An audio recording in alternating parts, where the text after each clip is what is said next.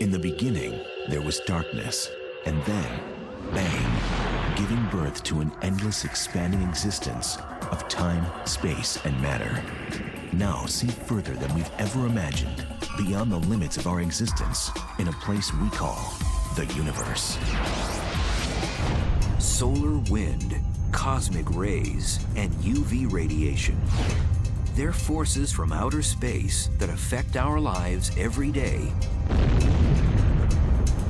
And most of us don't even know it.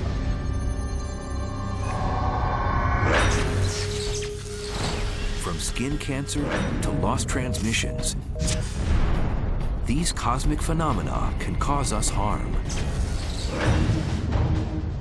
Yet they can also dazzle us with the beauty of an aurora and the brilliance of a shooting star. Get ready for the wonders and the dangers of cosmic phenomena.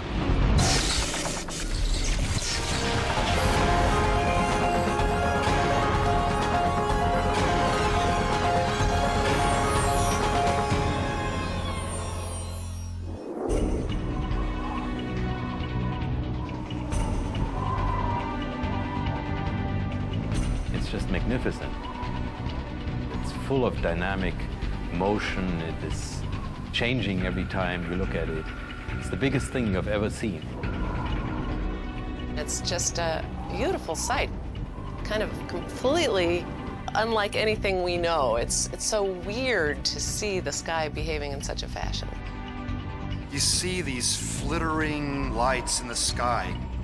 They're changing with time in beautiful and wondrous ways. It's really an out-of-this-world experience. Once in everyone's lifetime, they should see one of the most spectacular psychedelic light shows that nature gives us, and that's the aurora borealis. It was named after Aurora, the Roman goddess of dawn, and the Greek god of the north wind, Boreas. In the southern hemisphere, it's known as the aurora australis. Way before they dazzled astronomers, auroras amazed the first people who saw them in the polar regions.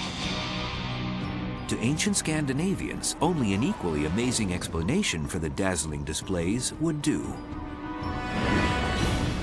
They believed a giant fox in the sky, swishing its tail, caused the northern lights to appear. I like that explanation because it is not that far from the truth. The aurora is an electric phenomena, and when a fox swishes its tail around, you deal with static electricity, and you may actually make sparks and an aurora-like phenomena. If you want to know how an aurora comes about, you have to start at the sun. The sun. It's not only our source of light, but also energy. Lots of it. The sun emits a steady stream of charged particles known as solar wind, a cosmic force sometimes intensified by a coronal mass ejection. Solar wind can cause some glow in the upper atmosphere nearly any time of the year. But occasionally the sun has these tremendous outbursts. They're called solar flares or coronal mass ejections. And then a whole stream of charged particles comes to the Earth at about the same time, a whole bundle, a whole bunch of them. And that then causes a lot brighter auroral phenomena. Traveling at speeds of up to 750 miles per second, it takes solar wind about 2 days to reach the Earth's magnetic field. As the energized particles stream along the magnetic field towards the poles, they excite gases in the Earth's upper atmosphere and produce the colored lights that make up the aurora. When the energetic particles hit the upper atmosphere, they first encounter atomic oxygen, which gives us the red line emission and the green line emission, the most prevalent emission in aurora. Further down, you can encounter molecular nitrogen, and that gives us, if the aurora is very intense, at the bottom edge of the green curtain, a purple lower border. Charged particles interacting with excitable gases to produce bright colors. The aurora functions much like a neon sign. Neon works by, you take a little bit of a rare gas and put it in a tube at very low pressure, and then you apply anywhere from 3,000 or 4,000 volts to maybe 15,000 volts. We'll ionize the gas and excite it into giving off its characteristic color. The gases that are available for all neon signs are xenon, which is a real pale blue, helium, which is a kind of a peach color, krypton, which is a silver color, it's not a planet, and argon, which is a lavender, and neon, which is the brightest, especially on a rainy night. Auroras, too, are best viewed at night, especially during winter in polar regions, when the nights are as long as they are dark. Depending on the amount of solar activity, auroras can last from a few minutes to several days, and be seen not only near the poles, but also on rare occasions at lower latitudes. Just a few years ago, in 2003, we had what we call a century storm, the biggest magnetic storm in 100 years. It was a big aurora associated with that. People in Washington, D.C. could see the aurora, in the Mediterranean. Everywhere you don't see aurora very often. And one of the biggest that we know of was in the middle of the 19th century that caused aurora that was seen from Hawaii and other places in the South Pacific. And it is the biggest aurora on record that we know of. Auroras can even be seen beyond Earth.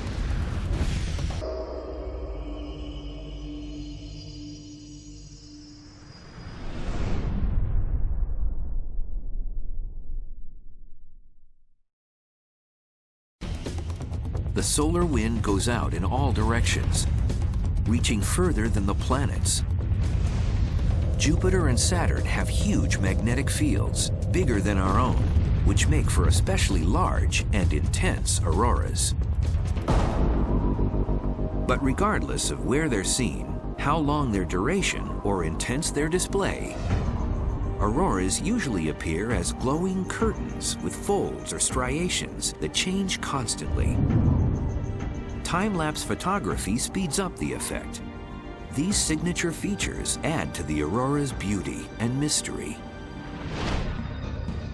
The shape of the curtains of the aurora and the motion within these shapes, these rays and curls and wiggles and spirals and all of that, is a subject of active research. We don't really understand all of that yet.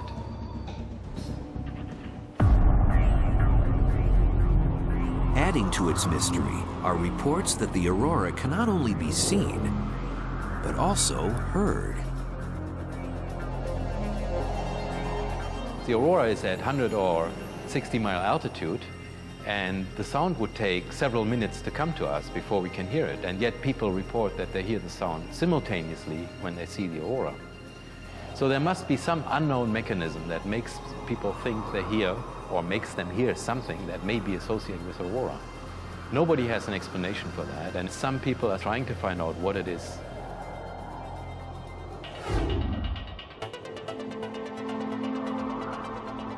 Auroras by themselves pose no threat to humans. But the increased solar activity associated with them can generate about 1 million megawatts of electricity and cause us problems in other ways, such as disruptions with power lines.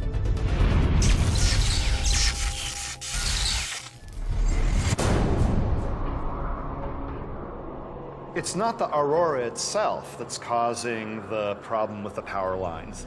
It's the charged particles that have come in from the sun, and they cause the damage and the interference to the power lines. That's an important distinction to make.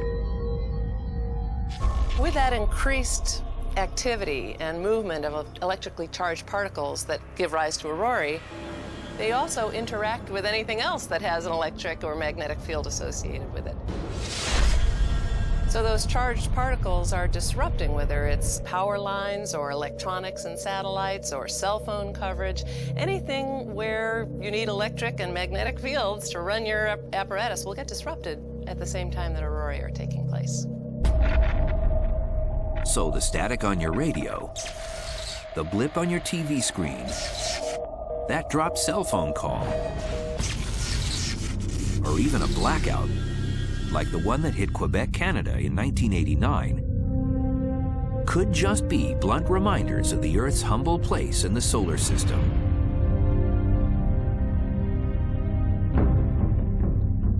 The Earth is just a planet going around the sun, and the sun has an atmosphere that extends well beyond the Earth.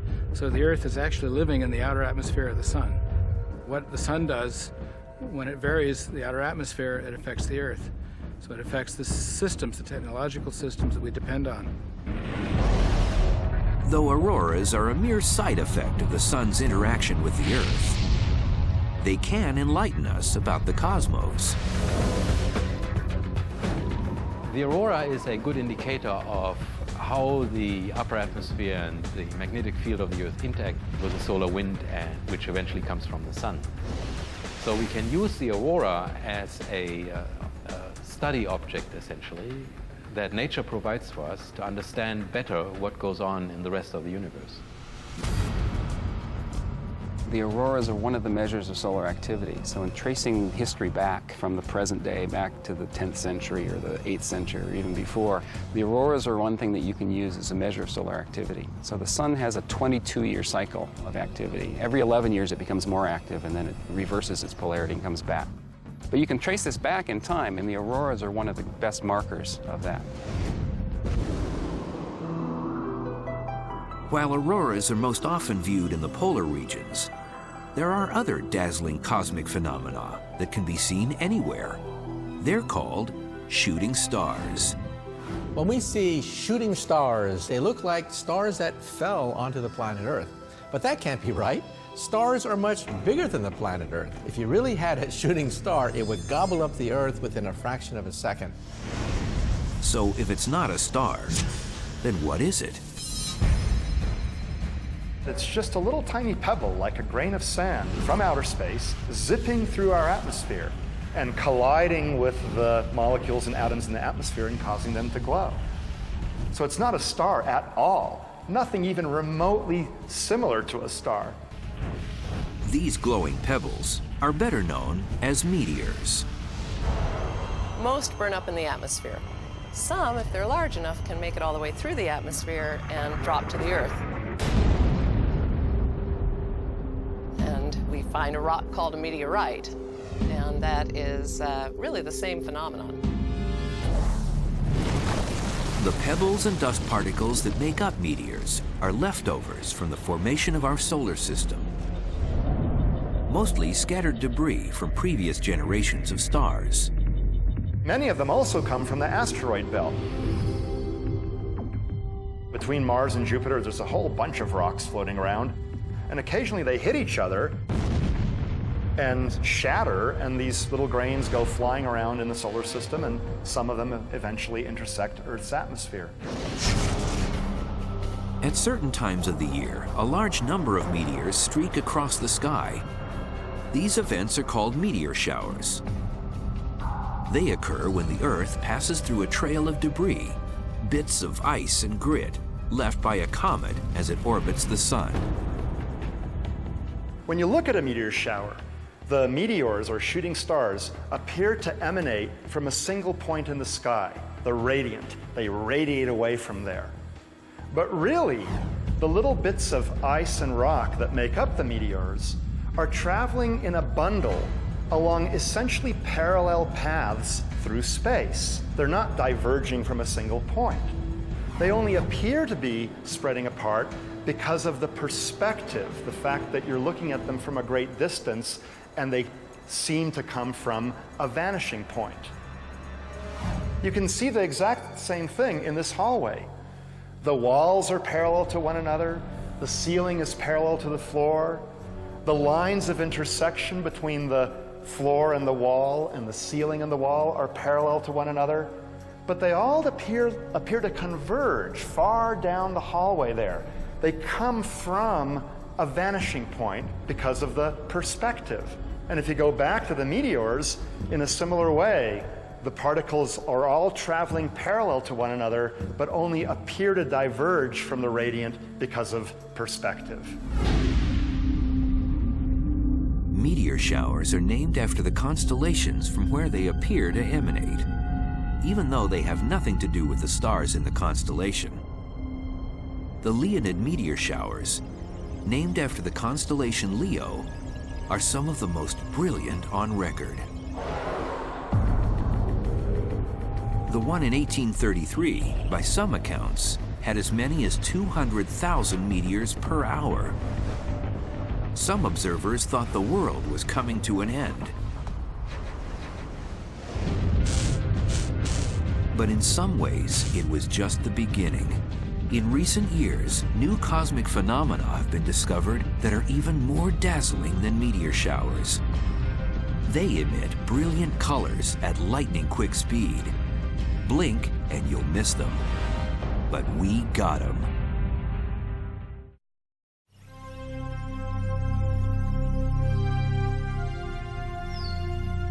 Cosmic rays sound like something from a sci-fi movie. An invisible force from outer space that can cause changes in weather and much more. But cosmic rays are real, even if the term is a misnomer. Cosmic rays are particles. They're not rays. They were originally thought that maybe they were a light phenomenon, but they're not. They're particles. They're made of the same elements that the sun and earth and everything in the universe is made of. Cosmic rays are any radiation that comes from outer space. So there's lots of different sources. The main ones are the sun, because it accelerates a lot of energetic particles. And the other one is stars and galaxies, black holes, neutron stars, everything else.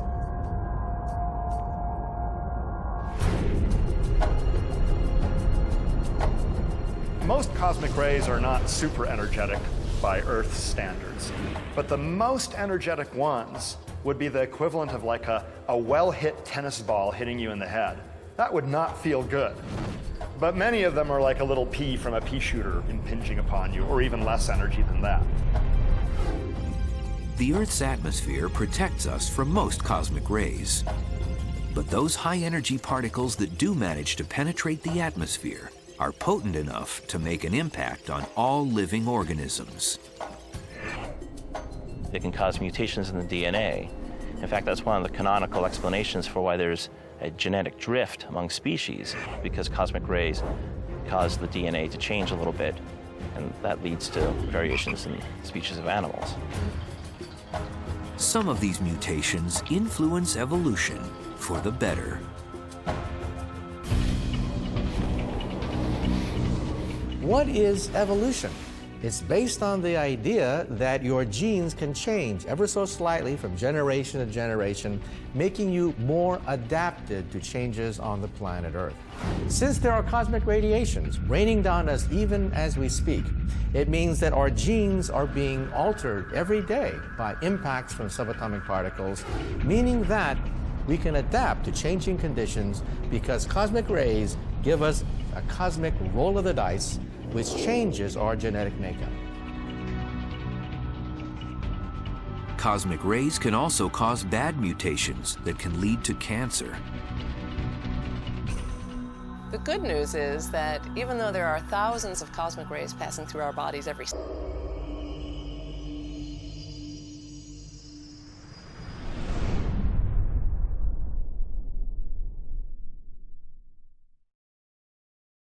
second, they're so tiny that the likelihood that they'll hit right on a spot of DNA that disrupts that nucleus and makes that cell cancerous is very, very, very small.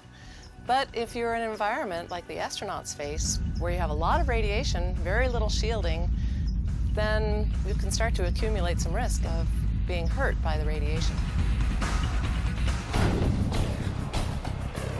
Passengers on transpolar flights also may be at risk of increased radiation exposure from cosmic rays.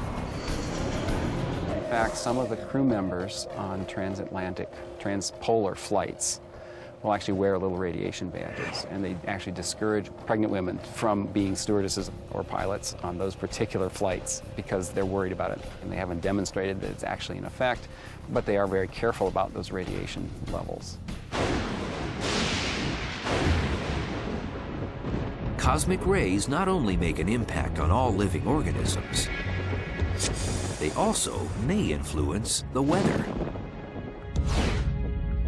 There are some theories that galactic cosmic rays may be part of the initiation of thunderstorms, of actual lightning strikes, because they can cause an ionization path through the atmosphere that might just open up the path that's needed for the lightning bolt to start.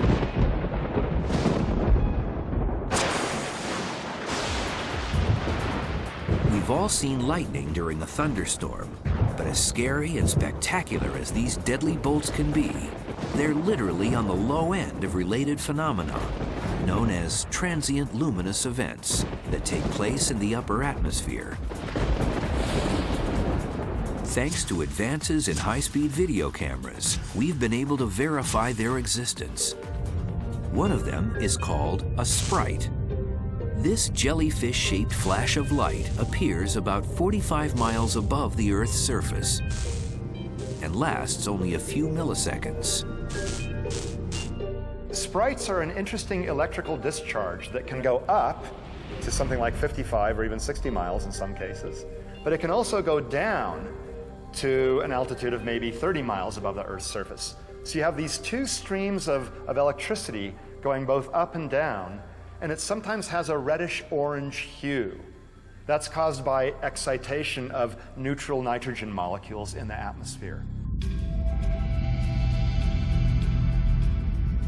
Another recently discovered phenomenon is elves. No, they're not imaginary figures of folklore. Rather, it's an acronym for a very long explanation of the process that generates these glowing bursts of energy around 250 miles in diameter. Ready? ELVS stands for Emissions of Light and Very Low Frequency Perturbatons from Electromagnetic Pulse Sources.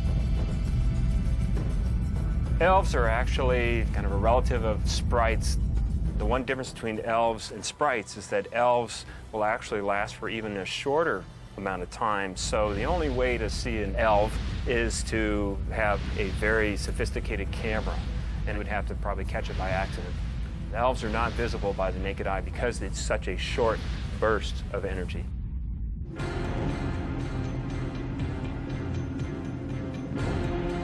Closer to Earth, other distinctive discharges occur, known as blue jets.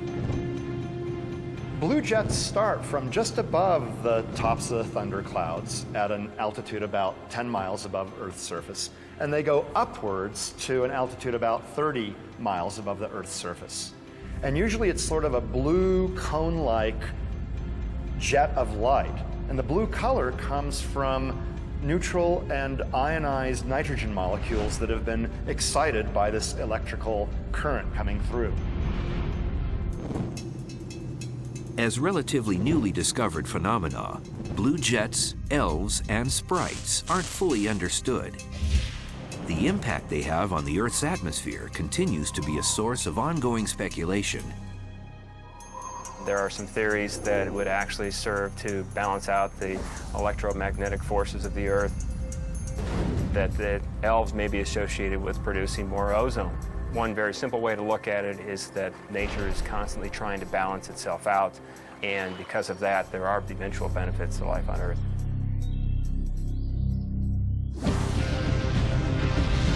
Cosmic phenomena not only affect the weather, but also plants and animals. Without their interactions with the sun, our lives would be thrown into chaos.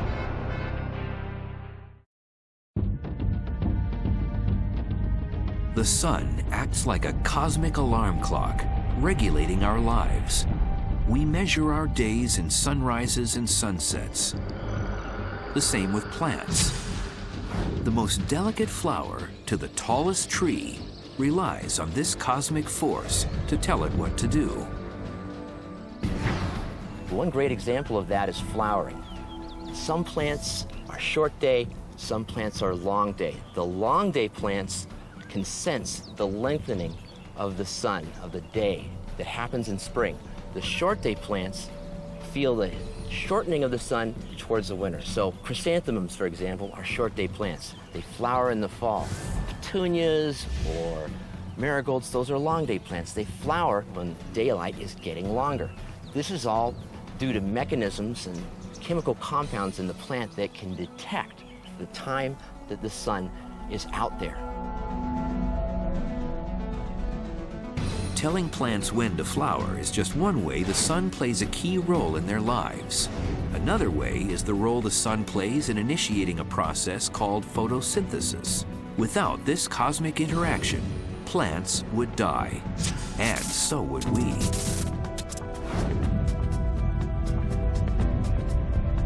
Photosynthesis is just like solar cells. Basically, the plant takes sun energy and turns it into a form of energy it can use to grow.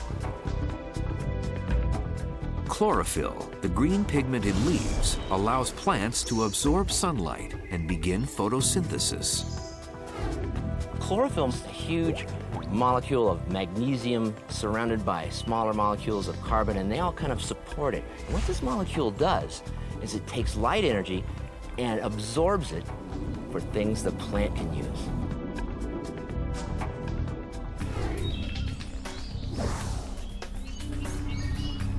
Photosynthesis triggers a complex process that causes plants to combine carbon dioxide and water to make sugar, which in turn is used to make starch, fats, and proteins, the food we eat.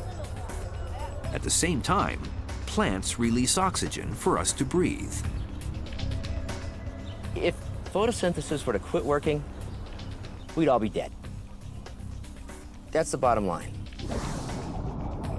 That includes animals. Like us, they rely on the sun to provide sustenance, regulate their lives, and just maybe how to navigate their way in the world. Navigation is very widespread in the animal kingdom. Salmon find their way back to the gravel bed where they were hatched. There are big migrations of caribou. There are huge migrations of grazing animals in Africa. There are insects that migrate. The monarch butterfly, for example, is a spectacular case where the adults that are born here in Ithaca go and spend the winter down in Mexico and then come back. I mean, there are many, many examples of this, and not for a single one of them do we really understand fully the cues that they are using on these long journeys. Studies offer some clues to the mystery of how animals navigate. Many species use the sun to determine direction. That's not so easy if you think about it, because in order to use the sun that way, you have to have a clock. That is, you need to know whether it's the morning, the noon, or afternoon because of the apparent movement of the sun. And so animals do in fact have a biological clock, as do we, which gives them the right time of day.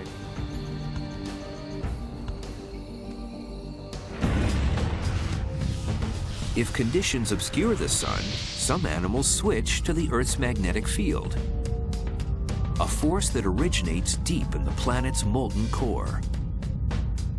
It provides not only directional pointers, but also positioning cues.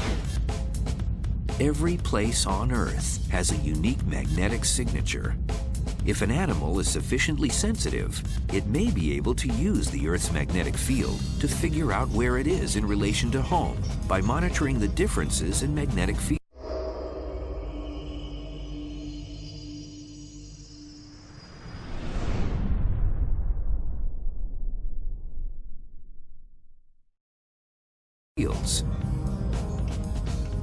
The problem with using the Earth's magnetic field to locate your position is that the Earth's magnetic field changes. It changes from night to day. It changes because of deposits of iron under the surface of the Earth called magnetic anomalies, which distort it. And it also varies because of sunspots, which cause variation in the field. And all of these things means that it's relatively noisy. And yet, it seems, many animals are able to make use of it to find their way.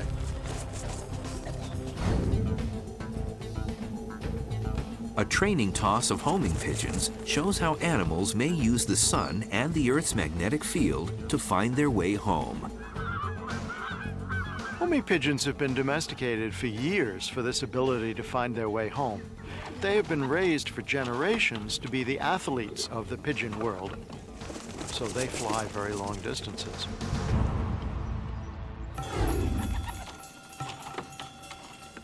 The first step in a pigeon release is you go out to your loft and you select the pigeons that you're going to use for the training toss that day. And what I look for is I want to make sure all the pigeons are in good physical condition, their feathers are all in perfect condition, and they look like they want to fly.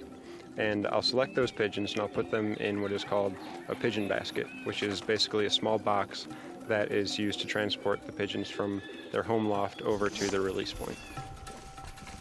The next step in the pigeon toss is the actual release, where we come out into a field where there are no trees around and it's an open area, and we open the box and let the pigeons go.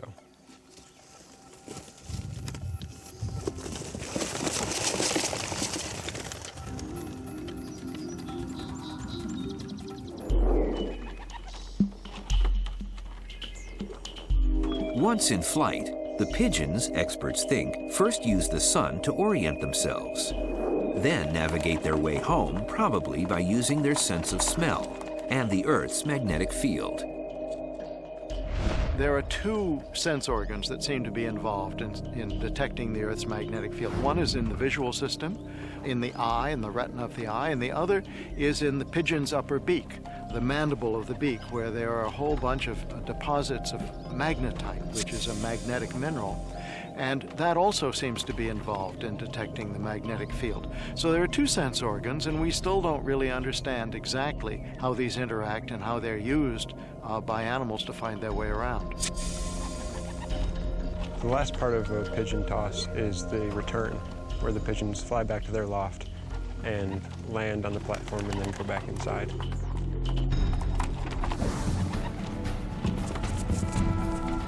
A simple pigeon toss may show, but doesn't fully explain, how animals use the cosmos to navigate. It's a confounding mystery that may never be completely solved. It's made very difficult by the fact that animals use several different techniques. And so when you do the usual classical thing of making it hard for them to use the sun, the stinkers switch and use the Earth's magnetic field. And it's this whole business of having a number of different tools in their armory, just as we do in finding our way around, that makes it so very difficult experimentally to unravel exactly what is going on. Like the magnetic field, there's another cosmic force that affects life on Earth in mysterious ways.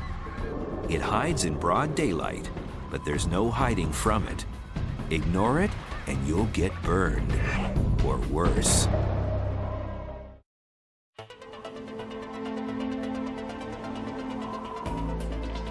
A cosmic phenomenon gives us that golden tan we crave and that seemingly healthy look.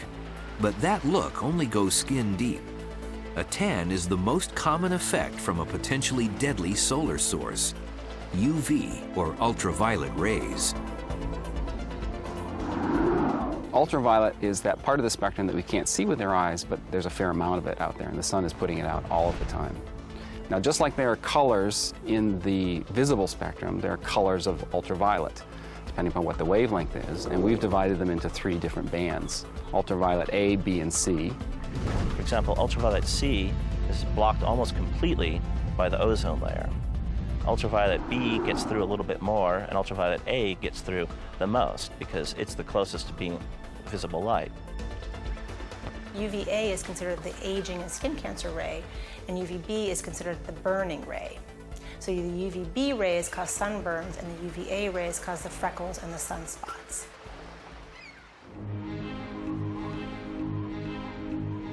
This is a model of a cross-section of skin.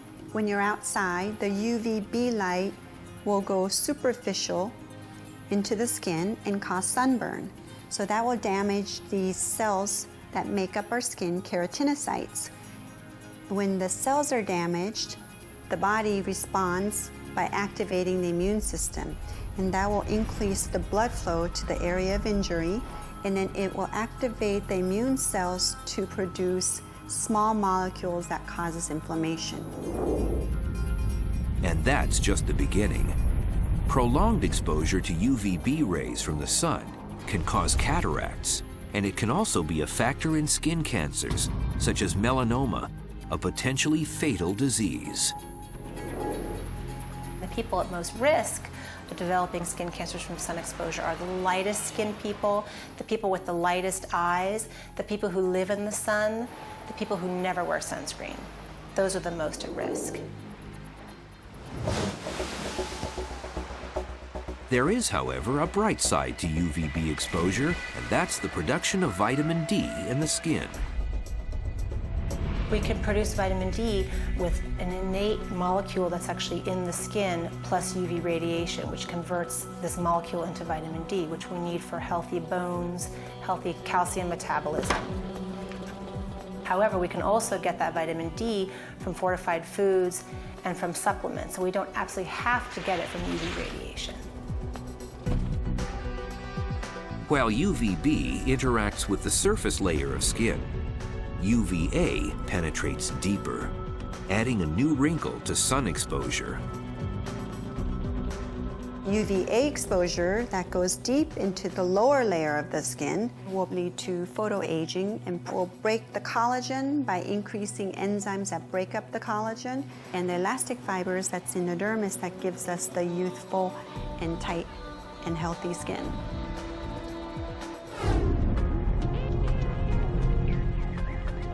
Tanning booths try to recreate the sun's rays artificially. But exposure to man-made sun in a booth is worse than lying under the real thing, 93 million miles away.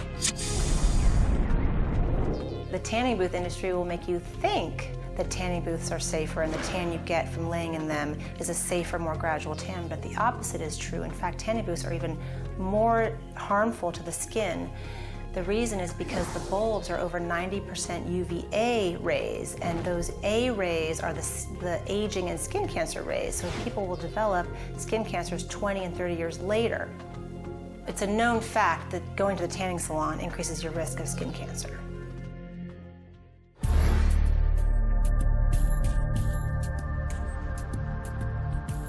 Many people also think that regular sunscreen will protect them from skin cancer and premature aging. Not true. Not even sunscreens with a high SPF number will prevent these harmful effects from the sun. SPF is sun protection factor, and it measures how much time you can be out in the sun without getting burned. So SPF factor only measures the UVB protection, not UVA. The most effective sunscreens provide protection against both UVB and UVA. But even with frequent reapplications, sunscreens are no guarantee against skin cancer, which may be increasing due to the depletion of the ozone layer.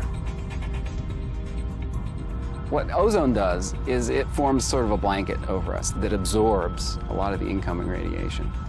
So what happens if you lose your ozone, you get more and more of this higher energy radiation, the UVB. And that's the stuff that's bad for causing damage to your skin. It's interesting to note that 2 billion years ago, before the Earth had an oxygen-rich atmosphere, it had no ozone layer, and life did not exist on the surface of the Earth. It could only exist under the ocean layers where it's protected from ultraviolet light by the water. While ultraviolet light is invisible and its effects may harm us, the sun's visible light is the source of what may be the most beautiful cosmic effect of all. The sun plays a key role in causing one of the most spectacular light shows of all: rainbows. Rainbows form when sunlight, which we call white light, passes through spherical droplets. Rain is generally spherical droplets.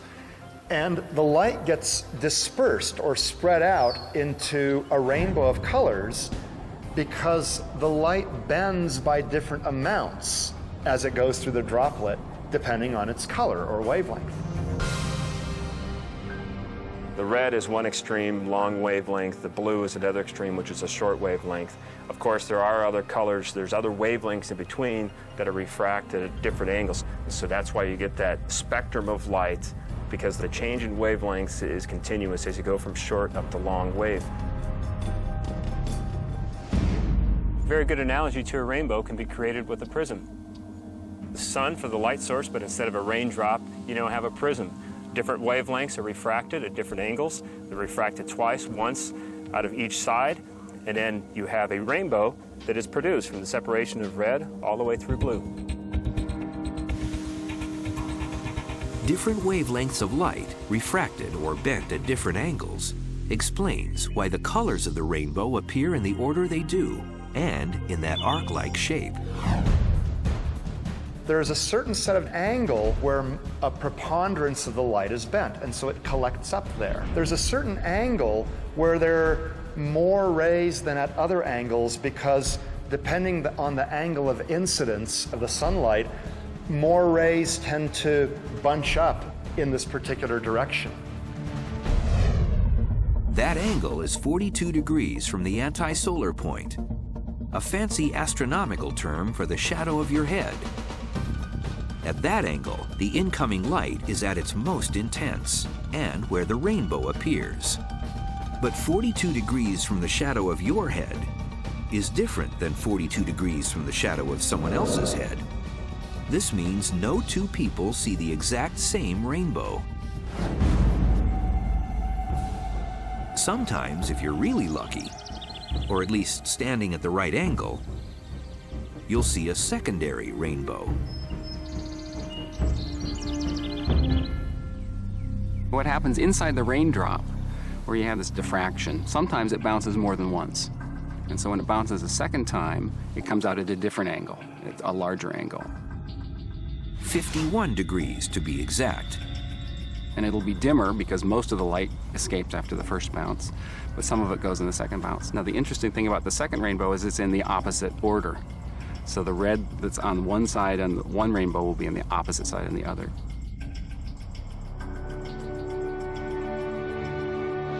Whether in single or double form, a rainbow doesn't appear at a fixed point in the sky. Its apparent existence depends solely on the observer's location and the position of the sun. In this light, a rainbow may be viewed as an optical illusion. In some ways, a rainbow is an illusion. You can't walk to a rainbow and touch it or pick it up.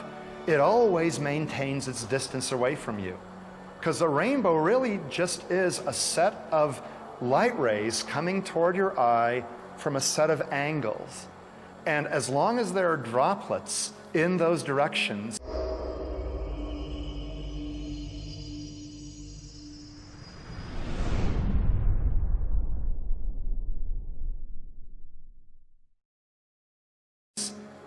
you will see a rainbow. But if you go to where the droplets are, you've changed the angle and the rainbow disappears. So really, in that sense, a rainbow is an illusion.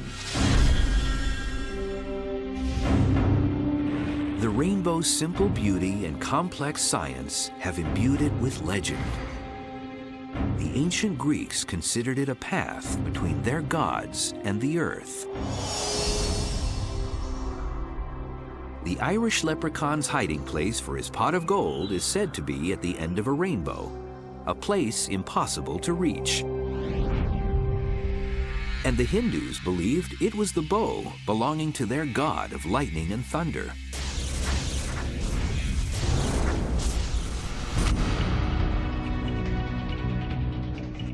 The beauty of a rainbow, the complexity of photosynthesis, the impact of UV rays,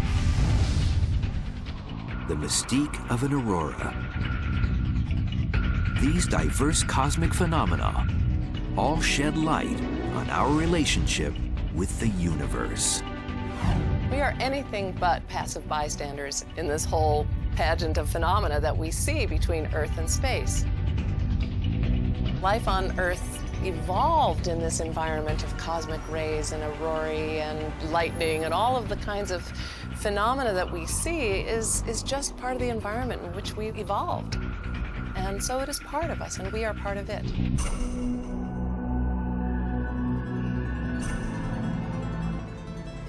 The beautiful atmospheric phenomena that we see, rainbows and auroras and meteors flying by,